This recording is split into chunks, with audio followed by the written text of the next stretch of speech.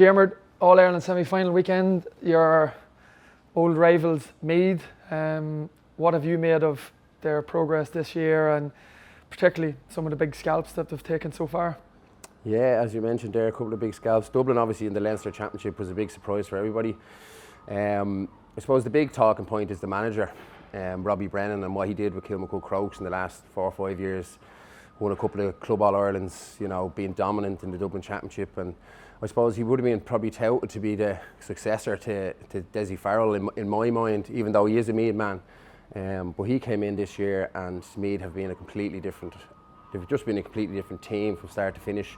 I've seen a couple of their players getting interviewed and how he makes them feel. One of them quoted, "I feel 10 foot tall." You know, he makes me play and be a better player, which is it's huge. I think, you know, like, it's not like soccer where you can go and you can buy a few players in the summertime. Meath have what they have, and you know they probably underperformed for the last decades with the players they have. And Robbie Brennan's come in at the start of this year, and he's turned it on its head. For me, yes, they've been written off in most of their games, you know, but they've taken out Dublin, they've taken out Kerry, and they've taken out Galway already this season. Big things for me is how mean they are at the back. You know, they're not swashbuckling or you know, like, they're not going for these killer passes all the time. They're really grinding out results. We've seen it against Galway the last day. They scored 2-15 from play, 1 point from a free in that match, which is a huge stat in the game that we're playing at the minute. And their execution of the 2 points, I think, has been probably the biggest turning point for their confidence, for everything else, you know. And we've seen the teams that can't get them 2 pointers, what has happened to them, they're gone. It's been since 2009 since they've been in an All-Ireland semi-final, a very, very long time for a Meath team. And they're young, they definitely believe that they can go on and take another scalp this summer. So, do you see in terms of that belief, so you were in a breakthrough Dublin team, a breakthrough Vincent's team, that's a word that you're hearing them mention an awful lot. Do you see that now as a genuine belief that is in their group that maybe wasn't there previous? And in terms of yourselves, like, how quickly did that genuine belief that you can turn over the big teams really kick into gear for you? Because you've mentioned to beat 3 of who would have been the favourites for the All-Ireland before the season started, but that seems to be a massive thing that the players in particular are speaking about. Yeah, 100%. I think we discussed it on this show already before. The turning point for, I suppose, our team with Dublin was 2010. Kerry gave us a bit of a trimming here in an All-Ireland quarter-final. I think they beat us by 16 or 17 points. Gilroy wasn't too enamoured about that performance, and we went to work that season. And I remember playing Kerry down the league in February. They were probably coming back from a trip abroad or whatever, but we had our heads screwed on. We went down with a really young side. Not many of the senior players had started that day, and we beat Kerry. And that was a sort of a, you know, we beat Kerry in Kerry, which hadn't been done in a long, long time.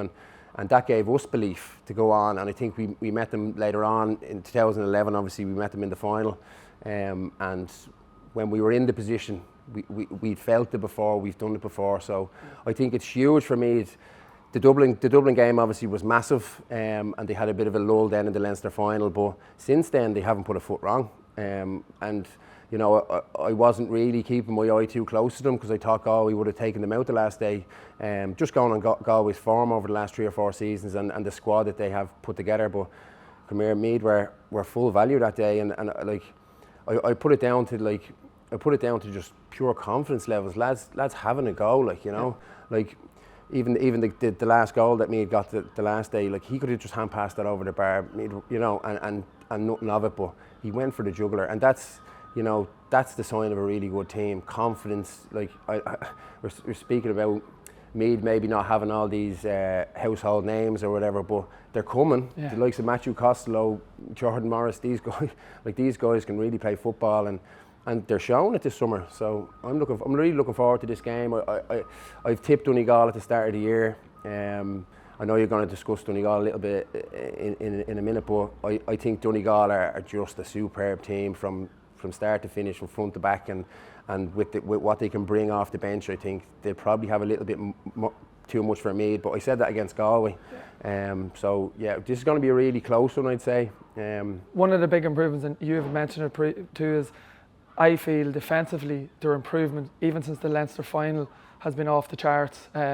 And it's a bit like that Dublin team that you had, that you were speaking of. They have 3 or 4 defenders who just want to defend, who just want to do the hard work and just get the ball out of our 45 as quickly as possible and let our forwards do the talking up the other end of the field.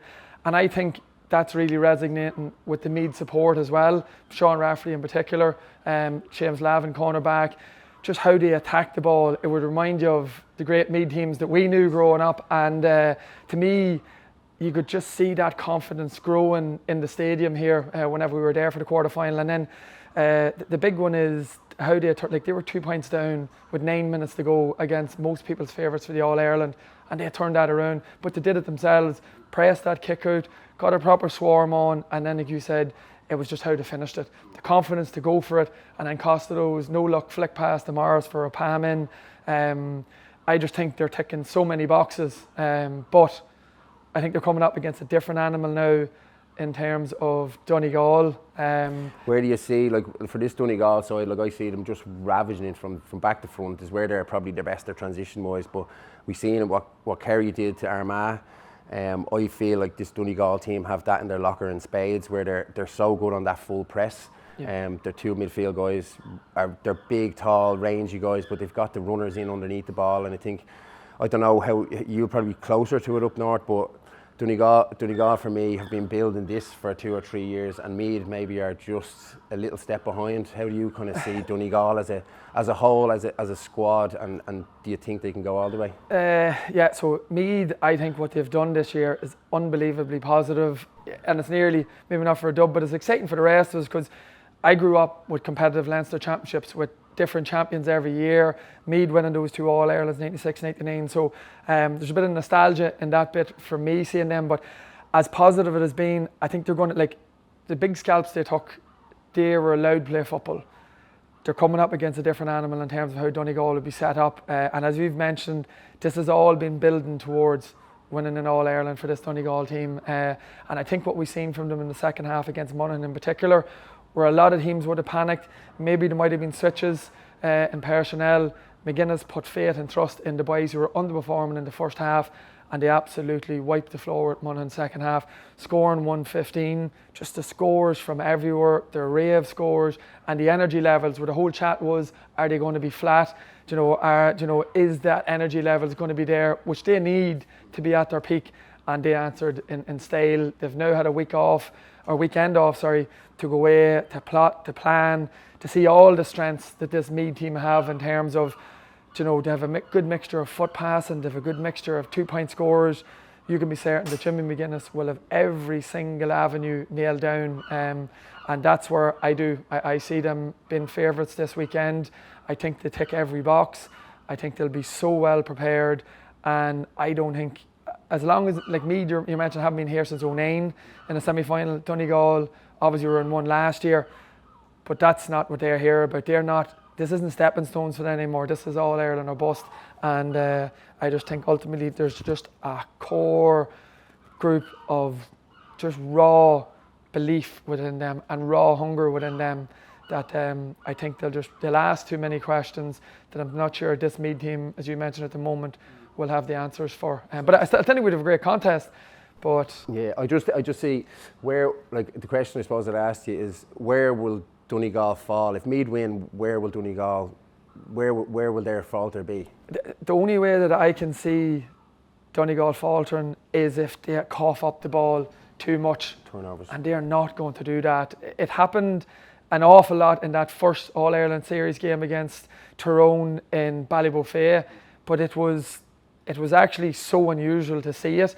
And they got punished for it. Tyrone punished them particularly with the 2 early goals, and they chased all day and ended up taking the lead late on, and maybe had expended too much energy in doing so, and Tyrone had the composure to pick off the few late scores. But that, to me, that's the only way, getting to that far arc and forcing turnovers and leaving themselves exposed for a kicking game where Meath were really good at transitioning through the foot, and that's why Morris, Costello, these boys look so good, because they were getting the ball so early.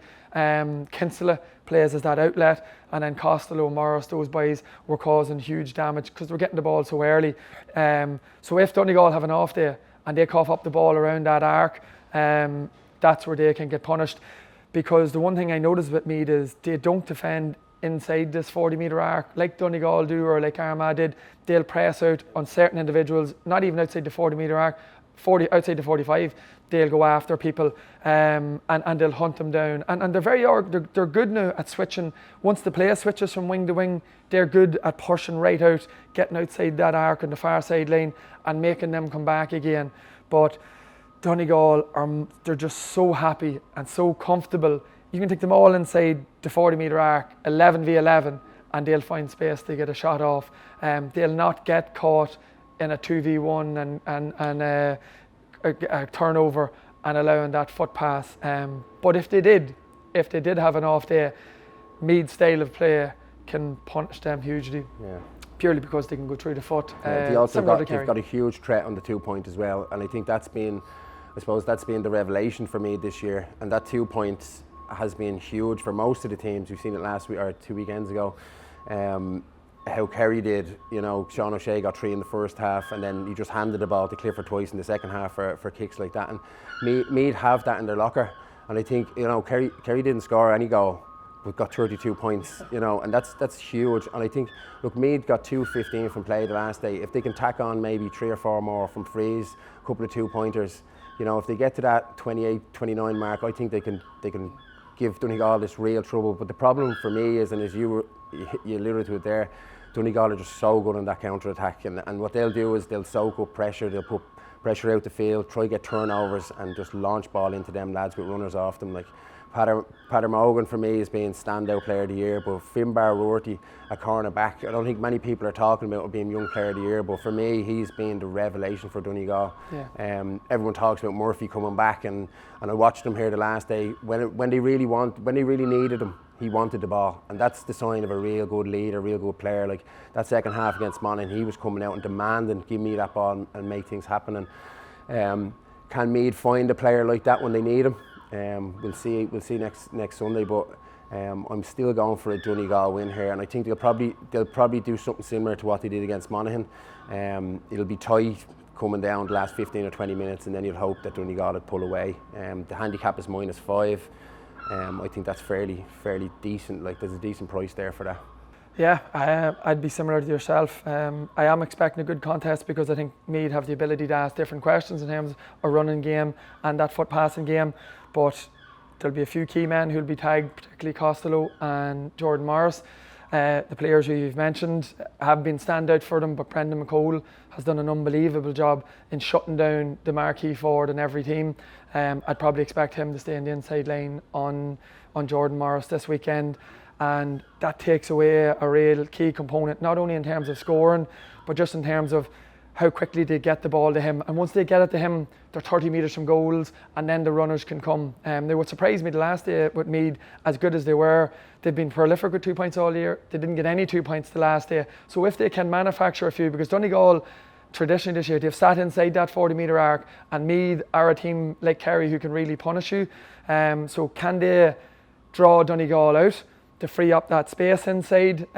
Or if Donegal don't come out, can they punish them with the 2 points to crank up the scores? But like I said, I'll go back to the very start. I think Donegal have every scenario thought out, and I would see maybe 2-3 points being the difference in favour of them. I would say it's the exact same. I know we've been saying it all year. I think Donegal are the team for all ages. Their manager McGuinness has to be a factor in it. He's through a few little tactical nuances during the league, during the summer, but I think we might see a little bit more from him here come Sunday or even 2 weeks' time. I suppose Donegal. We go back to Donegal. Donegal have been, touted as All-Ireland favourites this year. Do you think that's warranted? Like the progression over the last 2 or 3 seasons, do you think it's warranted that they get that favourites tag? I think it's fair to say, given the form that they had last year, how close they were to making an All-Ireland final, and then you threw in Michael Murphy was coming back, and the quality he has, but obviously just the leadership, the stature that he has within our game. Yeah, before a ball was thrown in this year, you would have to think that they were absolutely going to be in the shake-up. I think what we've seen early on in terms of the National League, I think that just enhanced it, to put the handbrake on a wee bit towards the end of the National League, which obviously Jimmy's full focus was on what was coming during the summer. And then their Ulster campaign was as you would have expected, Jimmy puts huge emphasis on going through the front door and going through successfully. They took a wee bit of a lull in the All-Ireland series in terms of obviously the loss against Tyrone, and it was the last second play it took to beat Mayo. But I would have no problem in terms of they were always building for something bigger. And I think history tells us that whether it's right or wrong, Jimmy just carries an aura where you're always cynical or sceptical that he's holding something back or there's something different can come on a big day. So the second half and how they performed, how they turned around the game from the Monaghan, the half-time deficit, throw that in along with what they did in the Ulster campaign. For me, they would absolutely be up there with one of the favourites for the All-Ireland. And they've an All-Ireland winning manager in terms of experience. They've an All-Ireland winning captain leading the line for them up front. Obviously, they've the likes of McBrearty. He's their current captain as well. So that adds hugely to this time of the year whenever it's going to come down to fine margins. And they just tick so many boxes in every aspect, whether that's the pace, the power, the athleticism, the array of scores that they have, and then, as I mentioned, just the aura that Jimmy carries he maybe gets inside people's minds whenever maybe the reality is that there's nothing there to overthink, but that seems to be what happens in the GAA.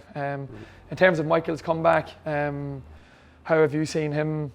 How did you feel whenever you first heard that it was happening, and in terms of what have you made of it then? Well, we were doing an interview here 2 years ago, I think, and I asked him if Jimmy rang you, would you come back? And he kind of gave a wry smile, and the following season then he was back in with them. But he's, like, the stats don't lie here, he's the top scorer for Donegal in the championship. That'll tell you all. I watched him here very closely the last day against Monaghan. Probably didn't feature as much in the first half, but when they really needed a leader to stand up, he was the guy he was just looking for the ball. Yeah. It was very evident, and to a man, Donegal's half-back midfield were looking for him, to stand up and be that leader. And any time he had the ball in his hands, he always made something happen. He made one bad turnover where Monaghan went up the field, and you were thinking, oh, maybe, but the next ball he got, what happened with it, But yeah, Michael Murphy, he's their sort of spiritual leader in a way too. Obviously they're the same club, him and McGuinness, and they do create this little bit of hoodoo or voodoo or whatever you want to call it in oppositions. But he'll be tightly marked as well this weekend. And the thing with Michael Murphy is, he's a big focal point if he starts inside, but he's so big and he's so mobile that he can go and play anywhere. And when he has the ball in his hands, it's very hard to get it off him. And what I'm seeing with opposition teams is when he has the ball, 2 or 3 lads swarm him, and that's just playing into his hands. You're nearly better to defend Michael Murphy one-on-one if you're strong enough to do so, to defend him one-on-one and not leave him the overlap, because look, he's 30 whatever at this stage. He doesn't have that lightning pace that's going to go by you. Yeah. To be honest, I thought he might have been found out a little bit in Croke Park the last day, but that wasn't evident either.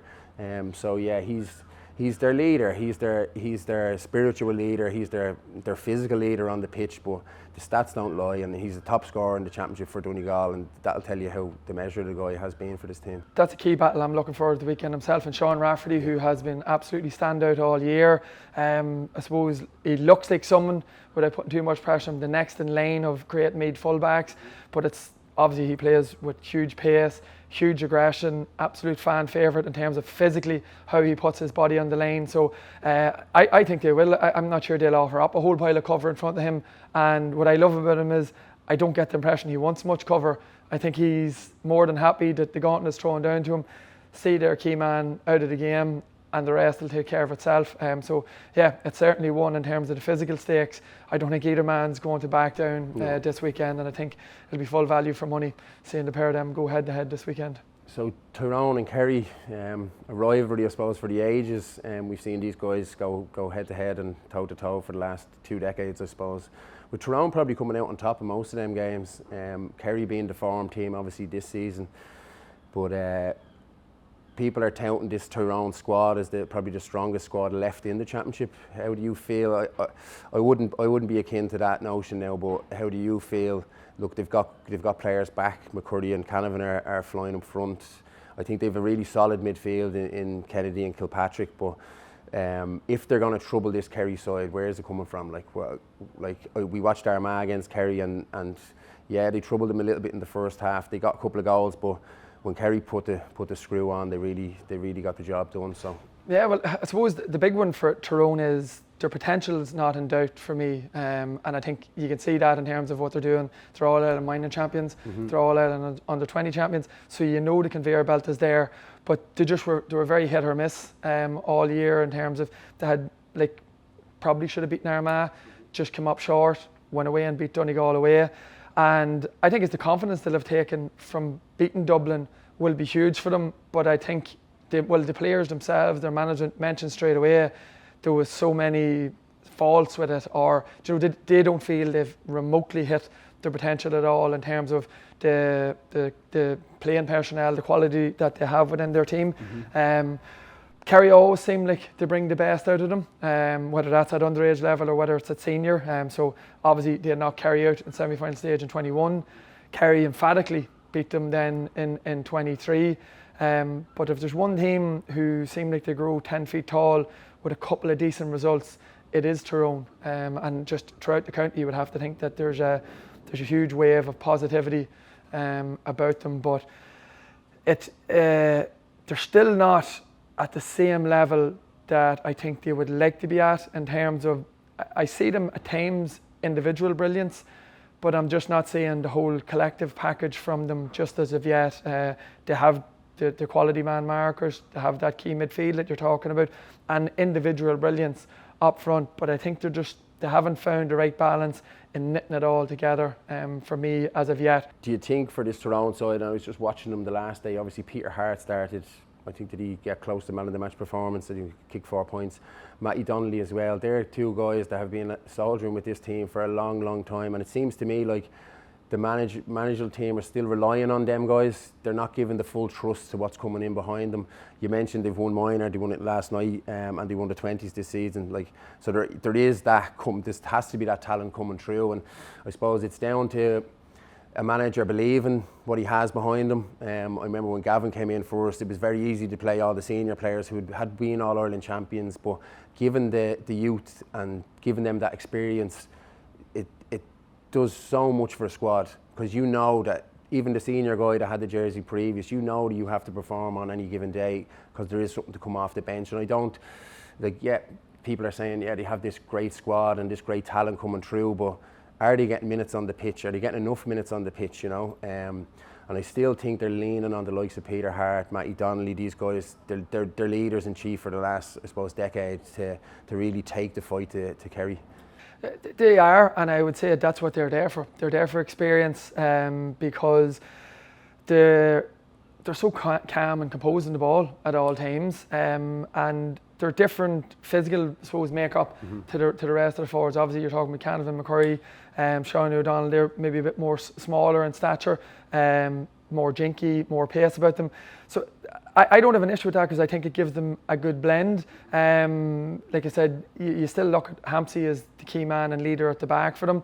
But for me, I think the biggest leader, and whenever he's going really well, I think he puts him in the front foot all the time, is Brian Kennedy. I think he's an absolute man-mountain in midfield, which makes him, a huge competitor in the air. But I think it's his work rate. Once the ball hits the ground, how selfless he is in possession. He doesn't try to be something that he's not. He's more than happy to win the dirty ball, to bring others into the game. But it's his work rate then whenever they don't have the ball, his tackling, his foraging, the turnovers that he creates. I think he sets a real good tempo for them. And there's times they don't be going well, and it's usually whenever he's quiet, or he's quiet because he might be firefighting a couple of other battles to help some of his teammates. So obviously we've seen what Kerry did to Armagh in that second half burst. Him himself and Kilpatrick will have a huge part to play this weekend in terms of what can they have learned from that Armagh game, in terms of what can they do differently. So you would have to think that that'll be a huge area, because there's no point in having Donnelly and Hart up front and those smaller, more sort of speedy and your flair players if they can't get the ball. So that's a huge one for me, because to be fair to Armagh on the day, they tried going right, they tried going left, they got caught with a few going short, and and those players are on the field in a high pressure situation where teams continuously scoring. It's all right sitting and talking now about should have done this, should have done that. Put yourself in that scenario and the pressure on and you feeling all Ireland slipping away from you.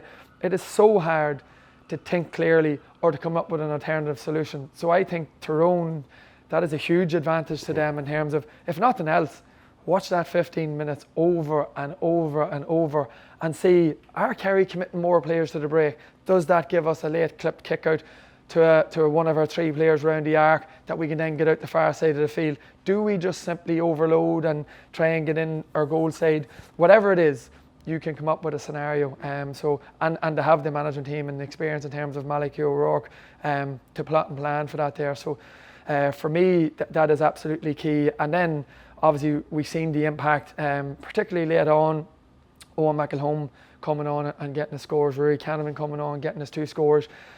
If you're going to the pin of your collar for 60, 65 minutes and you just see a speedster like that coming on, he has nothing else in mind other than, I'm going to take you on, I'm going to step you and the shot's on, you're under that wee bit more pressure. So can they have that same impact again? At times we've seen it this year from them, but not all the time. Now maybe in fairness to McElhone, he has made an impact every game he has come on. Rory Canavan, maybe not so much, but that threat is there with him. Yeah, the threat is there with him. Yeah. There was huge question marks about Kerry coming in against Armagh the last day in the middle of the field, obviously with the injuries, everything else, but I thought that they handled that so well. Even in the first half, they made Rafferty go long, they gave him a couple short, but when they gave him the short ones, they all retreated back. They all were set up in a defensive. It's like they were saying, right, we'll go after 1 or 2, we'll sit back for 1 or 2, we'll go after 1 or 2. But in the second half, when they pushed up, and I thought Rafferty, in fairness to Rafferty, he went long left twice, went long right twice, went long in the middle. He lost 6 in a row, and then he started going short, and it just looked they were cutting like deer in the headlights sort of stuff, and they just kept this so see in terms of momentum going. In terms of you played, I was here for, it was an All-Ireland semi-final, where it was the first time I ever seen the full court press, where even the keeper come out and Kerry went after you and left a couple of forwards free. You're on the field that day, and you're seeing a different picture or something that you've never seen or encountered. How do you deal with it? Or whenever you had time back again, is there anything that you sat there and as a collective and said, someone should have made a call here, we should have done something different? Well, it's testament to the guys we had in the background for us that we knew that was a weapon in their arsenal. They'd done it, I think, in the previous game for 3 plays. And in fairness to our guys in the background who were watching tape and whatnot, they flagged this might happen. So, but it was different rules back then. So we could get off a short kick out back then, and you could give it back to the goalkeeper. So that kind of nullifies that huge threat of that press. Now you have to get it past, you have to get it out past the arc. You can't give it back to the keeper. You kind of have to go forward with it. So it's a much different dynamic now. What Kerry were doing that time, they were pushing 4 up into the full forward line, 4 into the half forward line, 4 into midfield, and then their keeper came out and sat in the hole. So you're looking out as a goalkeeper, looking at 16 bodies in 3 lines, going, where's the space? But we, in fairness, we'd done our homework on it, so we may be caught once or twice, but we never got caught for 5 or 6 plays in a row, which if you can break the momentum of that and get a score on the other end, it breaks their confidence in what they're doing. We tried it also. I remember in Croke Park against Mayo here, we went full court 4-4-4 against them, and they didn't know what to do either, because that was the first time Dublin team had ever done that. But we copied it off of what we seen Kerry doing. So I'd imagine you can't really do that stuff anymore, because see that full court press, if you're caught on the other end, if that goes over that whole press, I think that's a huge mistake. Donegal done it to us here in 14, where we full court pressed, they got a flick and a runner. So yeah, it's one of those things. How do you nullify it without kind of leaving yourself too open at the back, And I think Kerry have a lot of players to do that, especially around the middle third. I love Gavin White. I think when he gets the ball in his hands and goes forward, it's like he can break lines like what Jack McCaffrey used to do for us, and create overlaps, and it's similar to Mogan does for Donegal. I think that's a huge arsenal in their weaponry, Yeah, and it's a It's a crowd pleaser. Yeah, It gets, absolutely. You see Gavin White in full flow or Jack in full flow, as you mentioned. Gets everyone It up. electrifies the crowd, and more often than not, he ends up in open ground, and your loop men come round him and the shots off. But yeah, so you're potentially talking then. The big learnings that you took was you had preempted it, and you had walked through it, talked through it, the training. You would have to imagine that that's the big learnings that the Tyrone management team, they'll have sat down and identified that strength that Kerry had in that second half, and they'll try and nullify it and deal with it that bit better, which obviously it is it's a huge plus and a huge positive for them in terms of giving them that opportunity to break that momentum, that it doesn't end up a relentless 15 minutes where it's just constant score after score for them. But I suppose that leads us on to Kerry and where they're at. I suppose before the season even started, in terms of the new rules, they were always one team, or to be fair, I felt they were the main team that these new rules would suit down to the ground, just purely because of their ability and their fondness to foot pass through the lanes. And it's not that no other team can do that. They seem to like to do it more often than not. And in doing so, my belief is just it doesn't take as much energy, because you're not constantly going from 21 to 21. You can hold your position, you can hold your shape, you can isolate people more in one-on-one situations. I thought they were fairly comfortable throughout the league, bit up and down. Ended up in a league final, which they won, and they never really set the world alight in either Munster or the All-Ireland series. But it was still always hanging in the back of my head, particularly whenever you knew they were leading up to Armagh, is that Kerry's Kerry. Like, they haven't won the most All-Irelands, for no reason. Like, there's a hunger, there's a desire, there's a responsibility within that county whenever you get that jersey, that you must man up, and the best place for you to do it is in that stadium across the road. So I think what we've seen from them, particularly in that second half, and the hunger and the drive that they went after Armagh with, and you could just see it in the body language in the lane, you could see it in the body language in the players. It leads me to think that they're a team who are hell-bent in a mission, maybe quite similar to what Donegal are, that they feel to have left an All-Ireland or several All-Irelands behind them. Like Clifford now at this stage, he still only has the one. He's been hugely talked up, and it's not just about Clifford. Obviously, we've seen Sean O'Shea, Jason Foley, Thomas Sullivan, all these boys have come through the same underage conveyor belt. But in terms of the bigger picture now in the All-Ireland, where do you see them, or how do you see them after that the Armagh game, in terms of reaching their peak as a team, or is there more in them? I suppose the big thing for me is Kerry's injury list at the start of the year. They were depleted at the start of the year for a lot of the league, even for a lot of that Munster Championship. They were missing key personnel with injuries. Now they're coming back to a full bill of health, but they also know what they have behind them. I think that's made a huge difference, and a confidence in this Kerry side. We've seen Sean O'Shea come out in the first half last day. He's probably getting a bit of flack on the other side. Is he good enough? Will he be fit enough? All this sort of stuff. And he answered all them questions. And what was even further to this point is the manager coming out and calling him out after the game. So obviously he took a lot of that pressure on his own shoulders. He was standing up and being a leader in that team. And I just thought they just got it so right. Like, they brought Paddy Clifford on at the perfect right time. And when they get ball into his hands, they're just a different machine altogether. They have power and pace coming out from the back. They've good man markers. They've a great goalkeeper. And there was question marks about that midfield because of the injury picked up against Meath. But all them questions were answered for me. And then you have the likes of the Magic with Clifford inside. Even Spillane coming off the bench the last day.